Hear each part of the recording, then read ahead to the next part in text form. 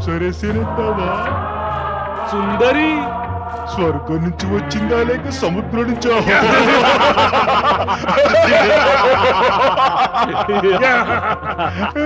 ఎక్కడి నుంచి వచ్చావే చక్కని చుక్క? సరే కానీ అమృతపానం తర్వాత చేద్దాం. ముందు ఈ రూపిణి మకరందాన్ని చుర్రుకుందాం.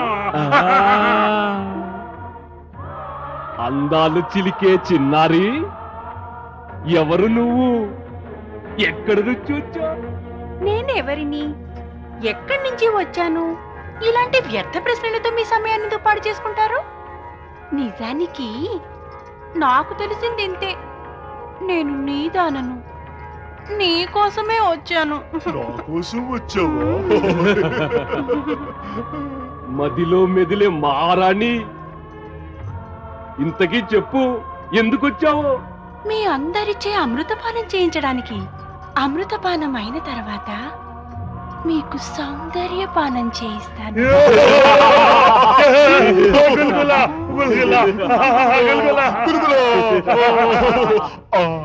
అమృతపానం చేయిస్తావా? అయితే చేయించు.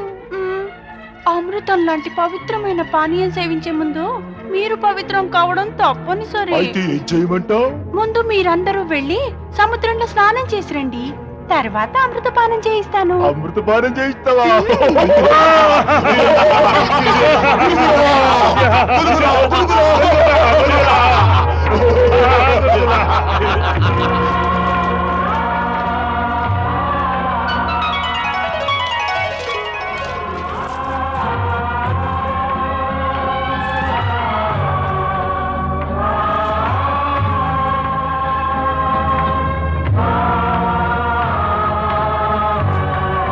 ఇతను దేవత కాదు, ఇతను రాహులే. అవును, రాక్షసుడే. పట్టుకోండి. రాక్షసుడు.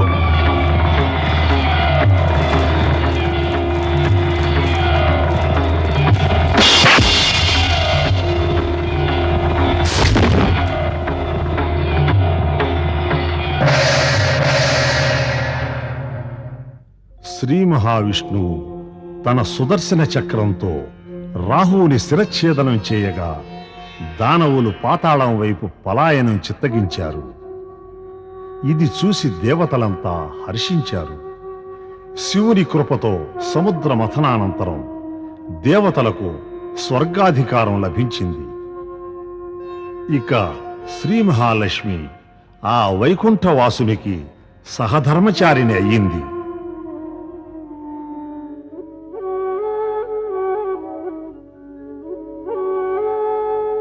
హే జగదీశ్వర, తమను పతిదేవునిగా పొంది ధన్యురాలినయ్యాను. తమరు నాకు అనుజ్ఞనివ్వండి స్వామి. హే మహాలక్ష్మి, నీవు నా చెంత చేరగా సంపూర్ణమయ్యాను. లక్ష్మీనారాయణులను ఒకేసారి చూడటానికి మన భక్తులందరూ ఉవ్విళ్ళూరుతున్నారు. నేను సాగర జలం నుంచి మీ చరణాలను చేరుకోవడానికి వేచి ఉన్నాను కదా స్వామి. ఇంతకాలం పాటు నన్ను దూరంగా ఎందుకుంచారో మరి. హే మహాలక్ష్మి, సకల కార్యాలు ముందే నిర్దేశించబడతాయి. పరమేశ్వరుని ఇచ్ఛానుసారం సముద్ర మథనం ఎప్పుడు జరగాలో అప్పుడే జరిగింది. మరి అప్పుడే నిన్ను పొందాను. నారాయణ నారాయణ. వైకుంఠంలో లక్ష్మీనారాయణుల ప్రథమ దర్శనంతో నా జీవితం ధన్యమైంది. ప్రణామం జగదీశ్వర.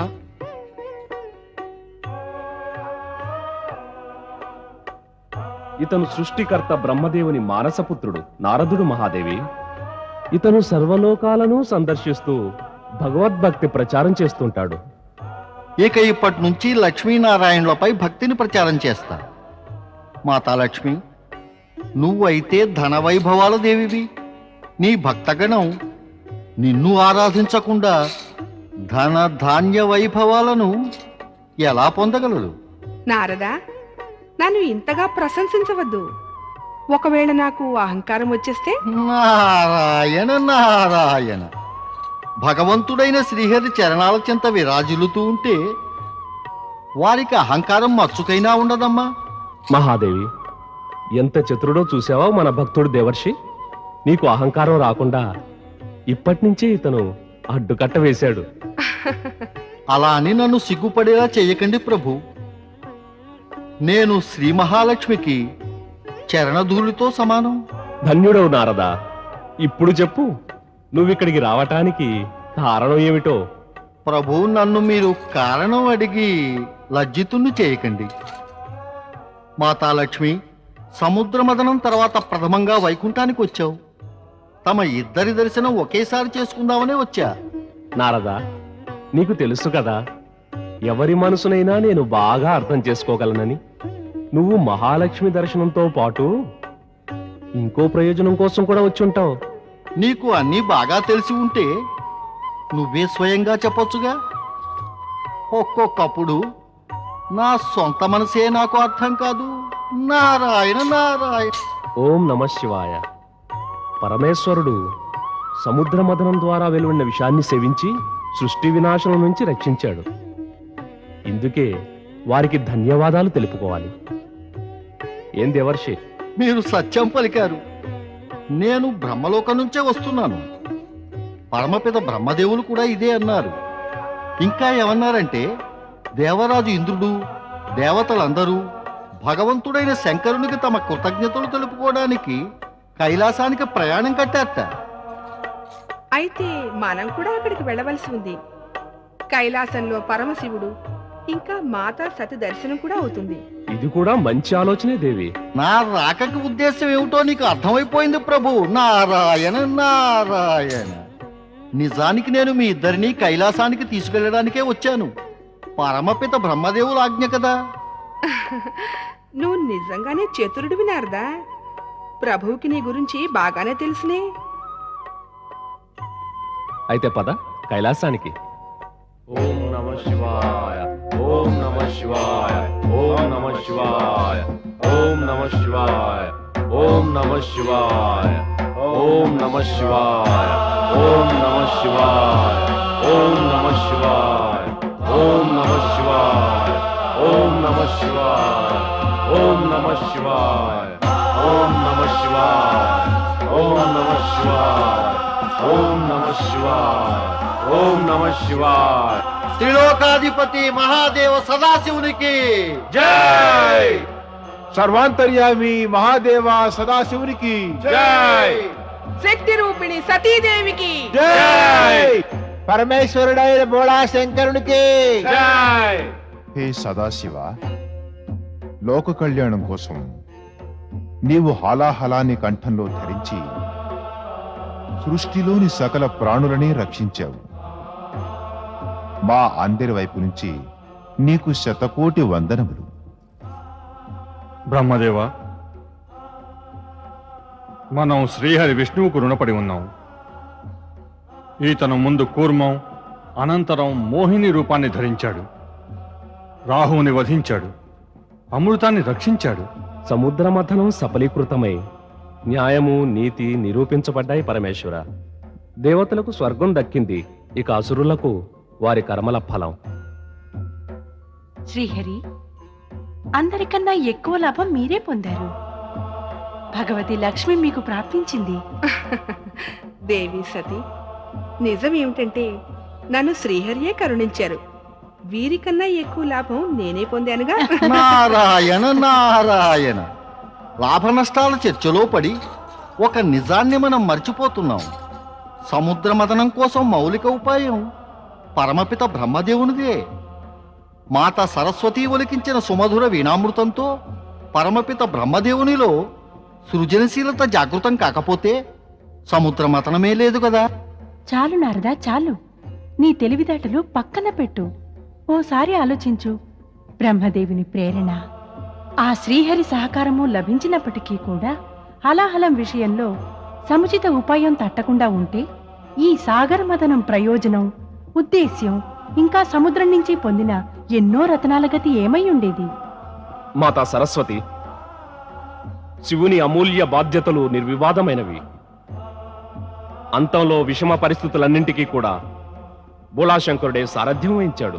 దేవేంద్ర, నన్ను స్తుతించే మాట అలా ఉంచి సముద్ర మథన వ్యూహం నుంచి, దాని సంపూర్ణ ప్రక్రియ నుంచి సందేశాన్ని గ్రహిస్తే సత్ఫలితాన్ని ఇచ్చిన ఈ సత్కార్యం సార్థకమవుతుంది. అంటే సద్గుణంతో సత్ఫలితం, తమోగుణంతో దుష్ఫలితం. అసురులు శక్తి, సౌలభ్యం, సాధన సంపన్నులైన పరాజయం పొందారు. దేవతలు విజయం సాధించారు. భవిష్యత్తులో చైతన్యంతో జాగ్రత్తగా ఉండవలసిన అవసరం ఉంది దేవేంద్ర. స్వామి, తమ అంతిమ వాక్యాలు విన్నాక ఎలా అనిపిస్తోందంటే అందరికీ వీడుకోలు చెప్తున్నట్టుగా ఉంది. కానీ నేను ఈ భగవతి లక్ష్మిని తనివి తీరా చూడను లేదు, దేవి సరస్వతితో చర్చించను లేదు. నారాయణ నారాయణ, చర్చన? ఎప్పుడైతే ఇద్దరు స్త్రీలు చర్చించుకుంటారో అప్పుడు ధరణి కంపించిపోతుంది. ఇక్కడైతే మరి ముగ్గురు చర్చించుకుంటూ ఉంటే నారాయణ నారాయణ. నారదా, మాత, నీ వాగ్బాణాలిక కట్టిపెట్టు. మాత, ఒకవేళ నేను నా నోటిని అదుపు చేసుకుంటే శ్రీహరిని ఎలా జపించగలను? నారాయణ నారాయణ. దేవర్షి, ఇప్పుడు కేవలం నారాయణ జపం చేస్తే సరిపోదు, ఇప్పుడు నారాయణి జపం కూడా చేయాలి. నారాయణి అయితే నారాయణునిలో అంతర్లీనమయ్యే ఉంది. ఏం మాతాలక్ష్మి, నిజమే కదూ? సముద్ర మథనం దిగ్విజయం కావడంతో దేవతలంతా శివునికి కృతజ్ఞతలు తెలుపుకోవడానికి కైలాసానికి తరలి వచ్చారు. నీలకంఠుని ప్రతి కార్యము లోక కళ్యాణం కోసమే. ఇక వీరిని దక్ష ప్రజాపతి దంపతుల మిగతా 27 కుమార్తెలు తమ అభీష్ట సిద్ధి కోసం పూజార్చనల పిదప అంతఃపురంలోకి ప్రవేశిస్తారు.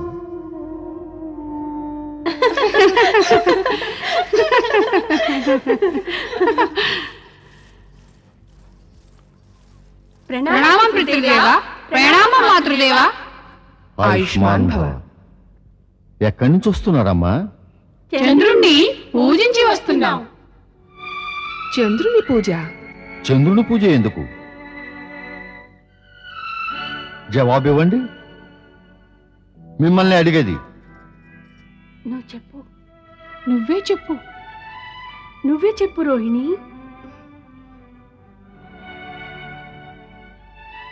ఏ విధంగానైతే సోదరి సతి తనకు ఇష్టమైన వరుణ్ణి తపస్సుతో పొందిందో ఆ విధంగానే మేము కూడా మా పూజ, అర్చన, ఆరాధనలతో చంద్రుని హృదయాన్ని గెలిచి అతన్ని భర్తగా పొందదలుచుకున్నాం. చూసావా మహారాణి, చూసావా? మన సతికి అలసిచ్చిన దానికి పరిణామం. అందరికందరూ సతి మార్గంలోనే నడుద్దామని ప్రయత్నిస్తున్నారు. స్వామి, మన పుత్రికల వివాహం మనం ఎలాగో చేయాలి. చంద్రుడు అతి సుందరుడు, తేజస్వి, దివ్య పురుషుడు. తనకు తానే ఇష్టపడితే ఈ వివాహం చేయడంలో ఎలాంటి ఆపద ఎదురవ్వదు. మన పుత్రిక సతి తన పతి గృహంలో ప్రసన్నంగా ఉంది. వీరి మనోవాంఛ కూడా ఫలిస్తే వీరి సౌఖ్యం గురించి ఎలాంటి సందేహం ఉండదు. కానీ పుత్రికలందరి వివాహం ఒకే వరునితో నిర్ణయించడం నాకేదో అనుచితంగా ఉంది. నువ్వు ఒకే కన్య గురించి చెబితే నేను చంద్రుని మాతాపితలైన అత్రి అనసూయలతో ఈ క్షణమే వివాహ ప్రస్తావనకు సిద్ధంగా ఉన్నా. నాన్నగారు చెప్పింది సముచితమేనమ్మా. మీలో ఒక్కరు మాత్రమే చంద్రుణ్ణి వివాహమాడగలరు. కానీ మేమంతా నక్షత్ర కన్యలవేనమ్మా. మా జీవితం చంద్రునితో ముడిపడి ఉంది. మాలో ఎవరం కూడా చంద్రుడు లేకుండా బతకనే లేవమ్మా. మా అందరి అభిప్రాయం అదేనమ్మా. అలాగే నేను ఇప్పుడే అత్రి ఆశ్రమానికి వెళ్ళి వివాహం గురించి మాట్లాడుతాను. మీ ప్రస్తావనతో మేము ధన్యులమయ్యాం రాజా. ప్రతిభాశాలైన దక్ష ప్రజాపతి 27 పుత్రికలు మా కోడలుగా వచ్చి ఈ ఆశ్రమాన్ని శోభాయమానం చేస్తారు. దీంతో మా ఆనందము, గౌరవము ఇనుమడిస్తాయి. తమరే మా గౌరవాన్ని పెంచారు దేవరిషి. దేవి అనసూయ, మా పుత్రికలకు చంద్రుని వంటి తేజస్వి భర్త, తమ వంటి సాత్వికులైన తమాములు లభిస్తే ఇది వారు చేసుకున్న పుణ్యఫలం. మాకు అనుజ్ఞ ఇవ్వండి. వివాహ శుభముహూర్తం నిశ్చయించగానే తమకు తెలియపరుస్తారు. మీ ఇచ్చానుసారమే కానివ్వండి. ప్రణామం ఋషివర్య. ప్రణామం దేవి అనసూయ.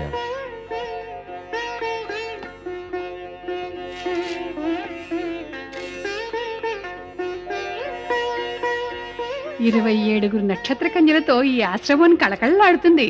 ఆశ్రమమే కాదు, ఆకాశంలో చంద్రసౌధం కూడా.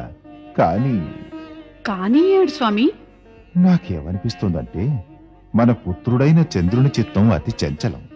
ఇందరి పత్నుల పతి తన పతి ధర్మాన్ని ఒకే విధంగా నిర్వర్తించగలడా అని. వివాహం తర్వాత ఎలా ఉంటుందో అని బాధపడకండి.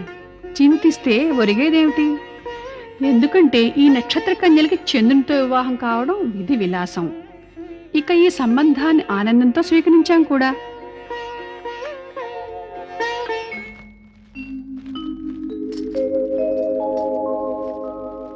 రూపోద్యాన ప్రఫుల్ల ప్రాయ కలికా రాకెందు నింబాననా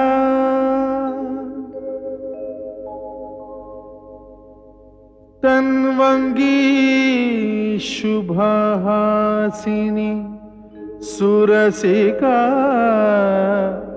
క్రీడా కళా సంరతి శోభా వారిధిని సుమూల్యమణికి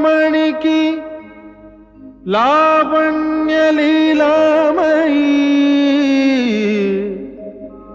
శంఛాయా మృదుభాషిణి మృగదృగీ భూయాత్ సదా మంగళం.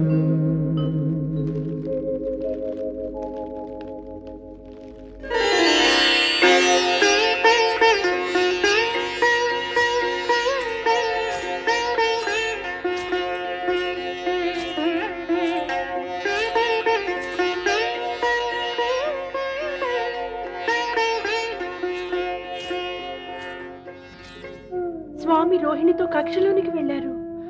మనతో మాట్లాడలేదే. మనం మాట్లాడడానికి కూడా యోగ్యులం కాదా? మనకి ఆదేశం ఇవ్వకుండానే వెళ్ళిపోయారు.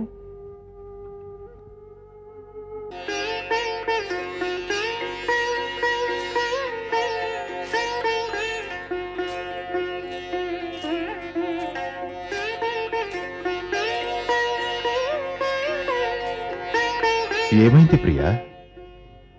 ఈ సంగమ సమయంలో ఈ చంద్రుడు రోహిణిని తన తలపై అలంకరించాలనుకుంటూ ఉంటే రోహిణి తడబడుతున్నట్టుగా ఉంది. ఏమైంది ప్రియా నీకు? ఇంతటి అందాల చంద్రుని పొందాక ఎందుకు బెంగగా ఉంటుంది? కాని మీ ప్రేమను చూస్తుంటే నా మదిలో ఎలాంటి భావం వస్తోందంటే నా సోదరిమణుల ప్రేమ భాగాన్ని దోచుకుంటున్నానేమోనని.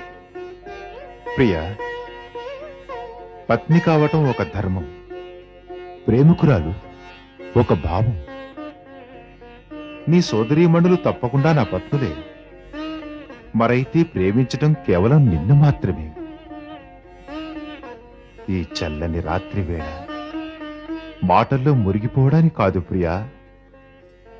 పద, విహరిద్దాం. ఇప్పుడే అన్నారుగా పత్ని కావడం ధర్మం అని. ఈ ప్రకారంగానే పతి కావడం కూడా ధర్మమే.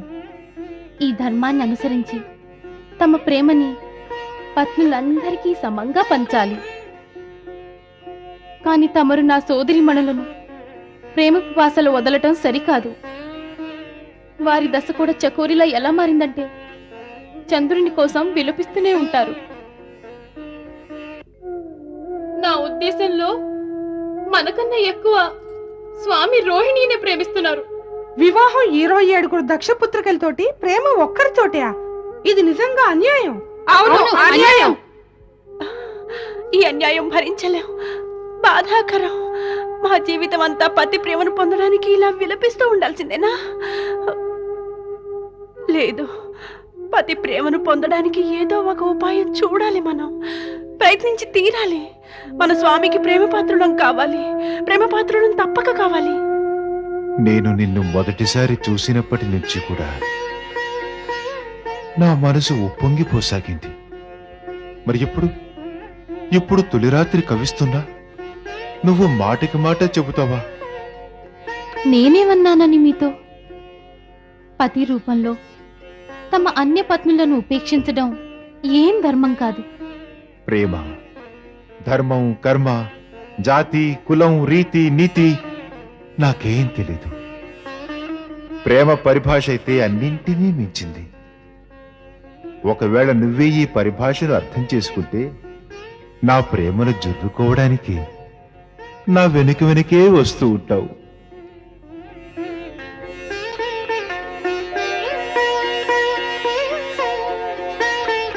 చంద్రదేవునికి ఇతర పత్నులపై ఉన్న విముఖత, రోహిణిపైన మాత్రమే ఉన్న ఆసక్తి, ఇవి కర్తవ్యంపై కాంక్షలు సాధించిన విజయం.